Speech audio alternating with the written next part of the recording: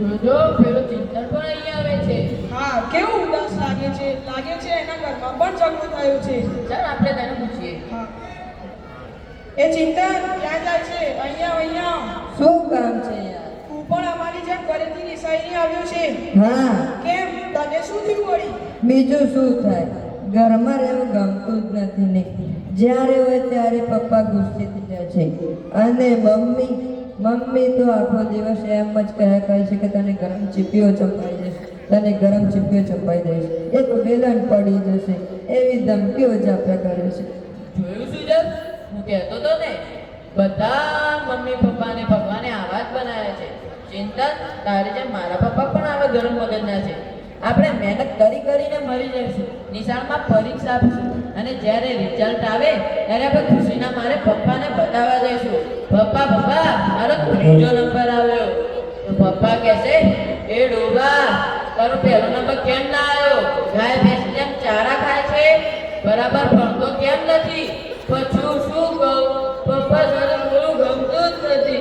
શાંત રે પણ, શાંત રે. અરે પણ તારા તો પપ્પા એવા છે, મારા તો મમ્મી પણ એવા છે. આખો દિવસ કામમાં ને કામમાં, અને જ્યારે નવરી પડશે તો બેનપણીઓને ફોન કરશે અને બહાર શોપિંગ કરવા જશે. પણ હું કહું કે મમ્મી મારે નકશાબંધી લાવવી છે તો તરત જ તે કહેશે, પણ આ શા માટે જાઓ છો? ભણવાનું તારે છે કે મારે? લે આ 10 રૂપિયા લઈ આવ તારી જાતે, નથી આવતી હું તારી સાથે. અને લાવવામાં કાંઈ ભૂલ થઈ ગઈ અને સાહેબની ફરિયાદ આવી તો ધરી જશે પપ્પા પાસે અને કહેશે, લો આ તમારો હીરો સ્કૂલમાં લોચા મારીને આવ્યો છે. અને પછી પપ્પા જાણ્યા સાંભળ્યા વગર બસ મારવાનું જ ચાલુ કરી દે છે. મને તો એ નથી સમજાતું કે એમાં આપણું શું વાંક? એમાં આપણું શું હોય છે? એમાં આપણો વાત એ છે કે આપણે બાળક છીએ. આ જો ને, તારા મમ્મી પપ્પા આવા, તારા મમ્મી પપ્પા આવા, મારા મમ્મી પપ્પા આવા, કદાચ આમાંથી પણ કોઈના મમ્મી પપ્પા એવા હશે. મને તો એ જ સમજાતું નથી કે આપણા મમ્મી પપ્પા આપણી સાથે એવું કેમ કરે છે. વાર્તાઓમાં હોય એવું વાર કેમ નથી કરતા? જો ચિંતન, મેં એક વાર્તા સાંભળી હતી. તેમાં એક ધમાલિયો છોકરો હતો.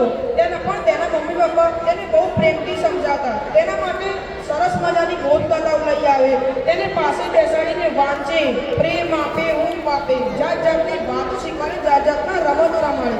પરિણામે એ બાળક ધીમે ધીમે આગળ વધવા લાગ્યો. પછી બહુ મોટો માણસ બની ગયો.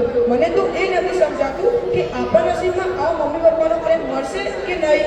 મળશે, જરૂર મળશે, પણ આપણને નહીં, પેલા પાલતુ કૂતરાને.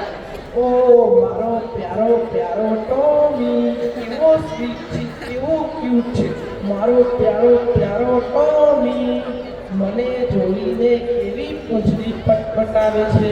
ઓ મારો પ્યારો ટોમી. ઓ તને ખવડાવવાનું તો ભૂલી જ ગયો. આ લે બિસ્કિટ ખા. કેવા પ્રેમથી બિસ્કિટ ખાય છે. ઓ મારો પ્યારો ટોમી. કેવી પ્રેમથી પૂંછડી પટપટાવે છે. એને જોઈને મને પણ પટપટાવવાનું મન થાય છે. મારે ક્યાં પૂંછડી છે? સાચું કીધું હોત ને. આ જો ને, કૂતરાને રમાડે, જમાડે, ફરવા લઈ જાય, પણ દીકરાઓને તો ખખડાવી નાખે, મારે, ધમકાવે. તો છોકરાઓ અહીંયા શું કરો છો? આટા ફેરાને આશીર્વાદ. તમારે તો વેકેશનથી કાપડ નથી ને? પપ્પા, કૂતરા તો મને બહુ ગમે છે ને. હા, મને તો ખબર છે, પણ તને શું થાય છે? પણ મને તો એમ થાય છે કે કૂતરાઓની કચ્છી દબાવી દો. કેમ કારણ કે મારા કરતા કૂતરાઓ વધારે નસીબદાર છે. તમારા કરતા કૂતરાઓ નસીબદાર એવડી કેવી રીતે?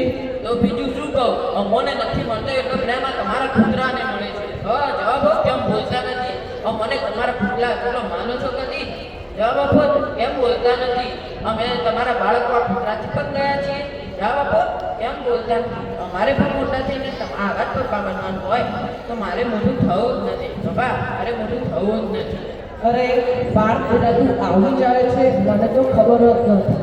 કેમ સજનભાઈ, તમારા હૈયામાં વાવાઝોડું કેમ ફૂંકાવા લાગ્યું? તમે કોણ?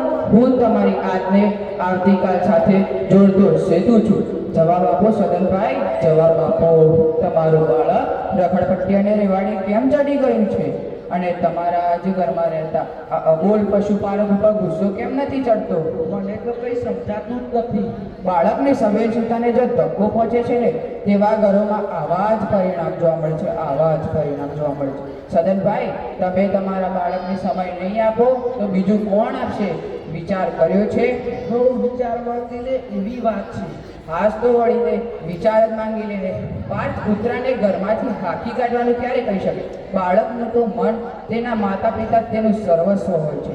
જ્યારે તેનું સર્વસ્વ છીનવાઈ જાય તેવું લાગે છે ને, ત્યારે તેનું મન બગાવત પોકારશે.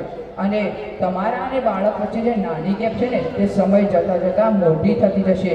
અને તમારું બાળક આજ તમારી વાત માને છે, સમજે છે અને તમારી એવું કરે છે ને, તે સમય જતાં જતાં નહીં કરે કે તમારી વાત નહીં માને. એવું ક્યારેય નહીં બની શકે, એવું ક્યારેય નહીં બની શકે.